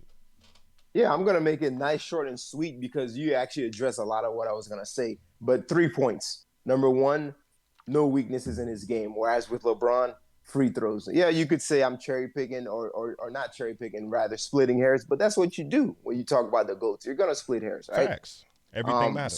So there's that. Number two, Jordan was just a more complete player as well. Offense, defense, everything else. So we're going to use that, Giannis logic as well. We're going to apply it to Jordan this time. But the last reason is honestly the simplest reason, man. It's a lot easier to make the debate that Jordan is the GOAT than it is for LeBron. I've done both. And that says a lot. It speaks volume that it's so much easier, bro. I don't have to try hard to make an argument for why Jordan's better than LeBron James. But with LeBron, you have to start looking. You got to say, he leads in playoff stats, longevity. You really got to start reaching. But Jordan, you don't even have to reach it. Mind you, I didn't mention rings. I didn't mention accolades, all team, none of that. Because it's not even, once I start going down that path, it's not even really fair. Because LeBron can't even compete when he comes to some of that stuff. But yeah, it's just a lot easier, man. And guess what? You know what they always say? The simplest answer is the best answer is always the simplest answer. So yeah. Great points. I disagree, but that's just me. And there's nobody who's come into the game since 2003. There is nobody who has come into the game with the amount of fanfare, with the amount of hype, and with the amount of pressure, and who has delivered like he has for as long as he has. I don't need to mention, like you just said, I don't need to mention the All-NBA performances. I don't need to mention the All-League defensive performances. I don't have to mention him averaging 25 a game for 18 straight years. I don't have to mention any of those things. He is the most complete basketball player that I have ever seen in my lifetime. And I didn't think that I would see that again when Jordan retired. I didn't think that I would ever see that again. And it took me a long time to come to that conclusion. But eventually I did when I watched this man, and it was recognized by me that wherever I go, we win.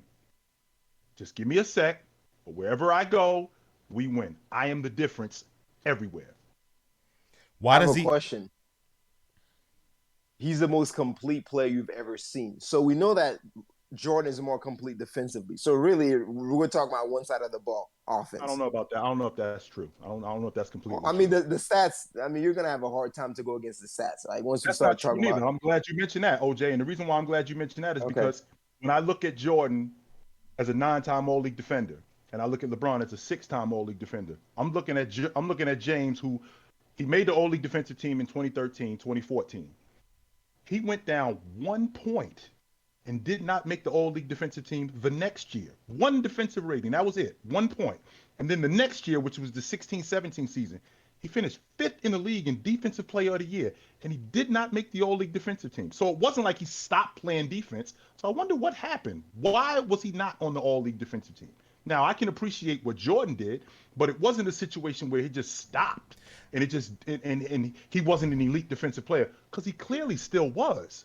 So what happened? Did they just hold him to a different standard? I like how didn't you say understand all that. elite Okay, so defensive team. I like how you just throw that out there. Like, because with Jordan, you have to say first team. First. Correct. Right. Correct. so I'll ask you right now on this here platform, point blank, who was the better defensive player, Jordan and LeBron? Because I want to hear it on record. Who was the better defensive player? Yeah. I think it was LeBron. I think Jordan did it longer. Absolutely. Mhm. I think I have to say with Jordan, when I talk about Jordan, when I talk about Jordan, the only thing I've said this in the past, and I'm sticking to my point. I'm sticking to my point. I said this before, and I'll stick to it. He The did only not thing- just do that. You did not just do that. The only thing that Jordan did better than James was score. That's it. He didn't do nothing else better than him. That's you it. did I'm not on record. just I'm on do record saying that. And I will say it until you put me in a box and put me 6 feet under. The only thing Jordan did better Pride than is James the devil. was score. That's it. I think And it that's got a not hold pride. on me. That's not pride. So That's not me standing on the hill. The only thing that Jordan did better than James was score. That's it. He So didn't do nothing you else better than saying James. That's it. LeBron James is a better defender? For the people in the cheap seats. That's The crazy. The only thing that Jordan did better than James was score. That's it. So forget the all NBA teams, forget the defensive player of the year, forget all the accolades for a second, right? When I see Michael Jordan in his prime, the dude played with such a level of tenacity defensively. Like it's not even close to LeBron. Like forget accolades for a second. Just if you're just talking about pure effort and tenacity and how engaged he was defensively, it's not even close. Jordan was way more engaged Light defensively in the level of years. energy and tenacity he played every single game, bro, week in and week out. LeBron be letting mofos backdoor him on a regular basis. He's not engaged defensively. I'm glad you said No, that OG, too. not just backdoors. And then he's gonna look at Mario Chalmers and look at him side eye like, "Hey, what are you doing?" So we talking about right now in year 19. I'm talking about career. We ain't talking about when he finished second in the league in defensive player of the year. We ain't talking about them times. Second. When is he gonna finish first? I'd love to know that. I would absolutely love to know that. He don't play good enough defense. He let a man that wasn't even first team all defense get it ahead of him. How was that possible? Hey, Memphis had a squad. How many clips can you guys find with Michael Jordan just being lazy on defense, letting his guy go by him? Never. You'll never see it. You'll never see it. You'll never see it because there's no blemishes in this man's game. You'll never see it. Highlights. Real. It's a highlight reel 10 minutes long of LeBron James playing ole, ole, ole, ole. Ole. Of course, in year 19, you're going to say that. Of course, you're going to say that. Year 6. Remember, I brought up Mario Chalmers. I brought up Mario Chalmers for a reason. That was in the middle of his prime. I'm pretty sure I could find. Find clips. Look it up and post it on TikTok. You're not gonna find nothing. Hey, Beats, don't take it there with me because I already got you when you talked about Jordan with the 3 ball. Don't make me go there. What about Jordan with the 3 ball? Well, when you said that Michael Jordan never said that he don't want to shoot the put, he don't want to put the 3 ball. Yeah, you put it out. Don't make me go there. Okay, so I will find Jordan. Find it. Lazy on defense. Book it. Go there. Book it. I will. I'll absolutely do Book that. it. Because this is the most blasphemous thing I ever heard you say. LeBron James is the better defender than Michael Jordan. I thought I'd never see the day. That's up there, man. Oh, God, I thought I'd never see the day you will utter such blasphemy. So let me ask you a question. Why do I think LeBron is better than Jordan? You better not tell me this 1 through 5 shit, because that's inaccurate as hell. Why do I think he's better? I can't just say, yo, he's better. The reason why I think he's better, and I saw Jordan, and unlike you dudes, I remember Jordan when he had hair, when they used to call him Air Jordan. I know that dude, okay? So with that being said, the only thing when watching Jordan from when he came into the game to when he retired and watching LeBron James from when he came into the game, the only thing Jordan did better than him was score the basketball. That's it. That's some of the craziest shit I've ever I'm heard. making the argument. And that happens to be the single most important thing in the game of basketball. And it's inaccurate as hell to say that's the only thing he do better than LeBron James. So if that's the case, then Jabbar's the best because Jabbar scored better than everybody. He got the most points in NBA history. Just because but Jordan has the highest average. He had the most unguardable shot in NBA history, and he scored the most points in NBA history. And Jordan was a guard in which they downplayed his ability to dominate the game from the 70s on up. Nobody downplayed his game. What? Kareem Abdul-Jabbar, Wilt Chamberlain, all the big men. When Jordan came out, they all on record. You could pull it up.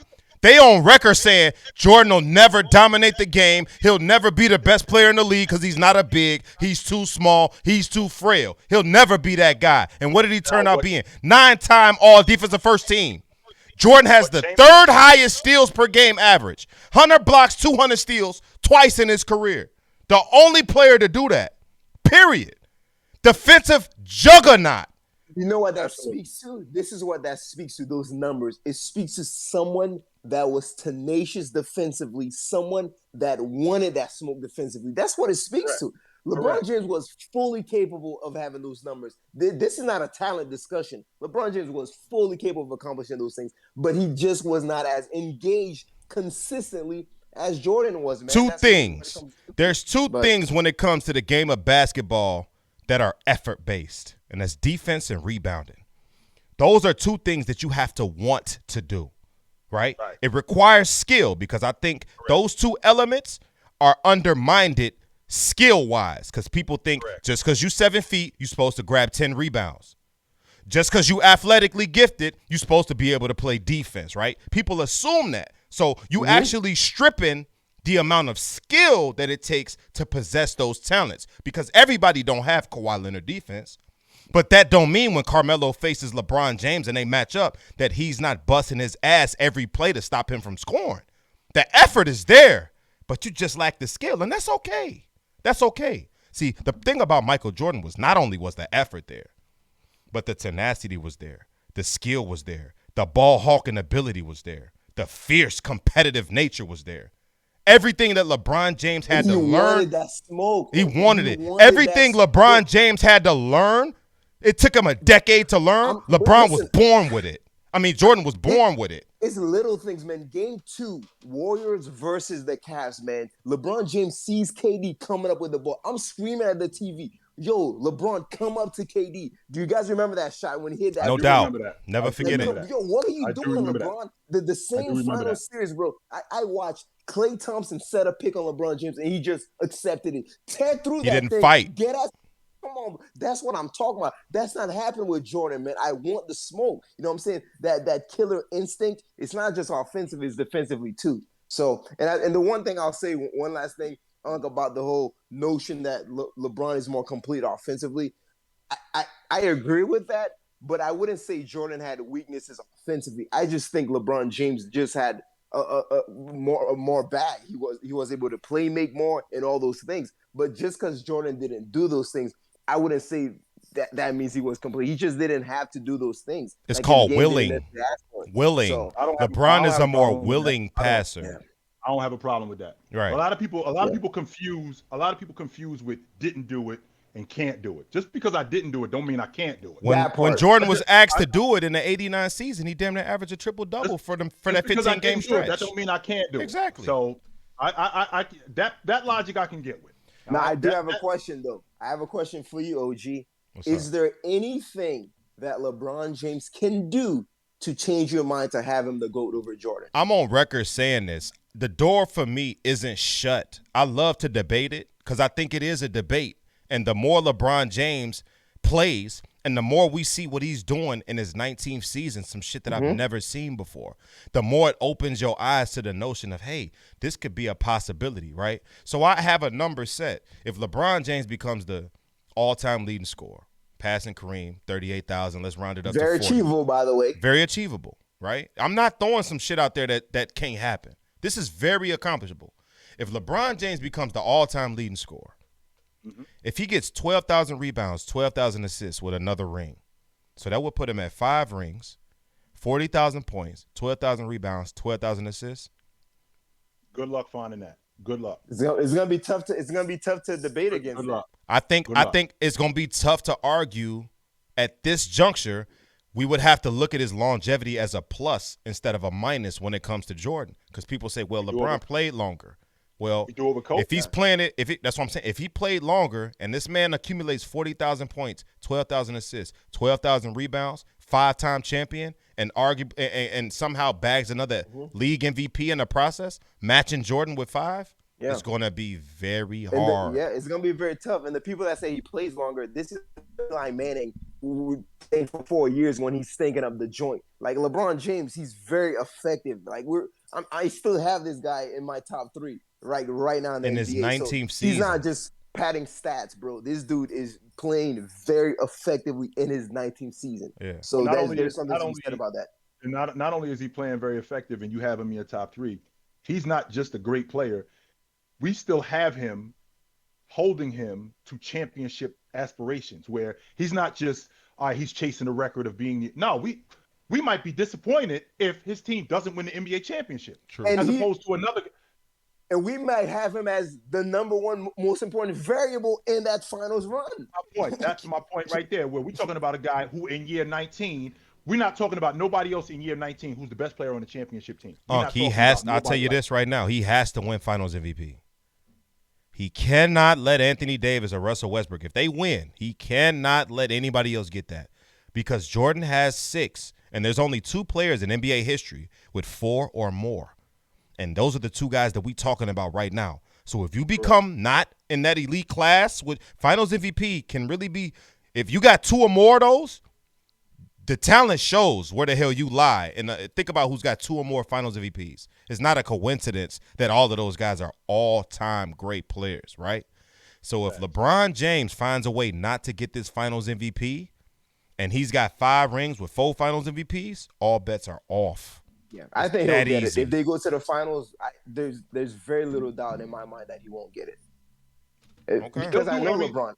Even if as good as much as, and you know how I feel, nephew, about the Lakers' chances of winning the NBA championship rest solely on Anthony Davis. I think they go as far as he's going to take them, right? So with that being said, they'll do everything that they can if they're in the finals to get James that league in, to get James that finals in. They'll do everything that they can, no question about it. Just like KD tried to do everything he could to get Steph that finals MVP. KD tried to do everything he could to get him. It just didn't work out. But they'll do the same thing with James, no doubt about it. Good stuff. I love it. Absolutely. Let's wrap this show up with some questions from the fans. Rein them in, fellas. Rein them in, ladies, if you in here, but majority of fellas, I'm assuming. But I appreciate y'all coming in. Let's answer a few questions before we wrap this thing up. Rein them in. Let's see what we got here. I know we got the chat box a little small because we had to squeeze a third. I love this long episode. Yeah, we went over today. We almost we did. We went over we hour. We got a special guest, and we got into it. I made the docu a Yeah. little bit long today. Best R&B artist ever. R. Kelly. company. To me, it's not close. Yeah. Best R&B artist ever. R. Kelly is not close. I second that. I can get with that. Despite all the nonsense that y'all hear. The chat box is small today, so I might have to read these out and see which ones we want to go through. How good does Mac Jones look right now? How long will Zach Wilson last? Where do you rank Sterling Sharp all time? That's a good one. I think New England got their quarterback. I think I New could England has answer their the- quarterback. Yeah, I could answer the Mac Jones one. Obviously, I'm a Bama guy. Like Mac Jones, like his situation and how well he's played, it speaks to how great of an organization the Patriots are. Bill Belichick has said, listen, I'm going to put you in a system where you can thrive. The game is slow to Mac Jones. Have you guys noticed that? Yeah, that's And that is the He biggest looked like gauge Tom to Brady me. back there, like Yeah, his man. mannerisms. That's the biggest gauge to me in a rookie quarterback. How slow is the game for you? How poised are you? And Belichick and that whole system, bro, they've created a scheme that to where he's very comfortable, man. So that he's definitely their guy, and I think he's gonna do well. And it's not a coincidence that they basically run the same offense that Alabama runs. It's the same. It's a very similar offense that they run in New England that they ran in New England. So the transition wasn't that difficult. It's not to mention that. And plus, I noticed Saban, right. Saban is best friends with Belichick. They talk. They talk about weaknesses and strengths. So he knew coming in, what it was going to be. Why isn't Eli Manning top 10? He's 2-0 against Brady. in two Super Bowls. Nah, NBA we ain't doing Eli. that. Nah, we ain't doing that. Nope, we not doing that. Listen, in all fairness to Eli And I Manning. love Eli Manning. I don't like Eli Manning. I love Eli Manning. In all They're gonna build a fairness to statue of him Eli. outside the arena one day. Yeah. In all fairness to Eli, he is a two-time champion. He did beat the GOAT to get those championships. And you could make a legit argument if you don't know what the hell you're talking about, because he's top 10 in every quarterback statistical category. He played a long time at a solid level. So, he garnered up some career stats. But if you put in this guy in the top 10, who are you taking out? I mean, what you going to take? John Elway out? You going to take Steve Young out? Warren Moon out? Peyton Manning? Brett Favre? And what other guy in the top 10 has a 500 career record? Yeah, that too. He's literally at 500. Yeah, exactly. Like the man couldn't play one more game to get above 500, so can nobody call him a 500 quarterback? And don't leave out the fact that those last four, I personally think that after the 12-13 season, I thought that was it for Eli. Those last 4 years. Yeah, it wasn't it. All right, two more questions. Somebody added Chilltown. Kobe has 4 straight 50-point games. Why isn't he a better scorer than LeBron? Because, if that's the case, then LeBron scored 25 a game for 18 straight years. He's a better scorer than Kobe? Because I bet you can tell me that. I think Kobe's a better scorer than LeBron. I just think LeBron got more points. Kobe is way more prolific. He can do more offensively. I see this debate all the time. Like it's crazy to me. And I know, OG, you think that KD is the greatest scorer of all time. To me, personally, it's Jordan. To me, how much can you score? I'm not mad at what that. Efficiency can you score that? If that's the metric, then LeBron's a better scorer than Kobe. Now, if you want to talk about versatility in your bag and all that, that's a whole nother conversation. But there's a reason why, we're going to take KD over Carmelo, even though Carmelo's bag is crazy. So That's a good point. It might be a preference thing. Yeah. And for me, when you talk about stuff like that, and for me, it's what your bag that you have, what has that translated into? Because it's a means to an end. Yes. That's my logic. When you got a big bag, if it doesn't translate to what it should, then I can't have this conversation with you. As opposed to when you have that bag and he does this and he does that. Well, what is he doing with it? What has he done with it? Because the bag tells me what you're capable of, but production tells me what you've done. And this is why Giannis, bro, Giannis is who he is. Because he might not shoot, but man. He's gonna give you 30, bro. You can't deny the production. That's why I talk about Jordan all the time. And the last thing I'm going to say about Jordan, in terms of him being a scorer, nobody in the history of the game was better at the basic things than Jordan. Jordan had a very basic game, but he was the best at it. He had the jab and go. He had the jab and jump. He had the jab and two dribble jump style. Nobody had what Jordan had. Nobody. And not Kobe emulated a lot of that. And guess what? And with Kobe bag, it did not even come close to what Jordan was doing. Mm-hmm. It did. And it all started with the footwork, man. Yeah. One thing I do like about Kobe, man, is that reverse pivot. I never forget the first time I seen that reverse pivot and really paid attention to it and was like, what the hell did he just do? I never seen nobody do that prior to Kobe. Usually when somebody pump fake, they go underneath. Kobe spun back the opposite way. If you jumped and went that way, Kobe went back this way. Like, I never seen that prior to Kobe, and I was just so fascinated with it. Like, I grabbed my ball, went outside, and started to try to work on it. Like, that shit was so dope to me. Last thing we have in here, this dude said that Kobe is better than Wilt. I just want to put it out there really quick. Go do your homework and find out all the all-time records in NBA history. Wilt's name is attached to him. Wilt is not a mythical figure. Wilt actually played in the NBA, and he played for 14 years. He's not a figment of your imagination. Those numbers aren't made up. Wilt actually did play in the NBA, and he played for 14 years. So go look up those. He did, but it's kind of like, don't say that to Fluent. Hey, go say that to Funny Fat Boy. Boy, he do not believe in Wilt. He think he. Last thing. Ben Simmons, top destination for Ben Simmons. Will he live up to his draft stock? I started off. I think best destination for Ben Simmons. I've said it once and I said it again. I think Golden State made a mistake drafting James Wiseman over LaMelo Ball, and they're going to regret that sooner than later. So I think Ben Simmons can play that role that Draymond plays But Draymond is playing exquisitely well, better than I thought he would at this junction in his career. But I still think Ben Simmons can help them, not only defensively, but running the break, running the floor, grabbing and going, and in the fast break. What about y'all? Me, I'll keep it short. I like Ben Simmons in a Blazers trade. Obviously, to me, Dame Lillard is worth more than Ben Simmons, so you're gonna have to throw something else there from the Philly side. But I think both parties will be great because at the end of the day, man, it's not gonna work out with Dame, bro. Like they're not a championship caliber team, so you got to do something. And Dame would help out Philly greatly. So I would like to see that. And as much as I hate it, and I know that this partnership has to end, I think Ben Simmons I think his best option is to be with the Philadelphia 76ers because they look like a completely different unit without him. That's true. That's true. So, all right, guys, we had a great time. I appreciate every one of y'all. Me, yeah, no doubt, man. That's what I was going to get to. Shout out to OJknows, man. If y'all want to go follow this man, follow him on TikTok at OJknows. You see his name. That is exactly what it looks like on TikTok. Hit that search bar. You know what it is with me, OG_sports. That is Chilltown 32. If you can't catch it live, you already know we will be on YouTube this episode right here tomorrow morning. So keep on the lookout for it. And once again, thank you for showing up. Thank you for supporting the Sports Behavior Podcast. We love y'all. Unc, take us home. Take it light, but take it. We out.